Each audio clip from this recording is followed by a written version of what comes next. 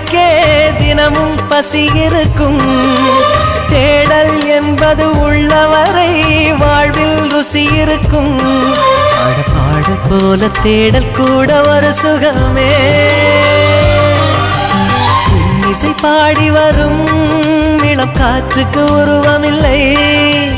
காற்றலை இல்லை என்றால் ஒரு பாட்டொலி கேட்பதில்லை. ஒரு காலம் வருகையில் உள்ளம் கொள்ளை போகுதே. ஆனால் காற்றின் முகவரி கண்கள் அறிவதில்லையே. இந்த வாழ்க்கையே ஒரு தேடல் தான்.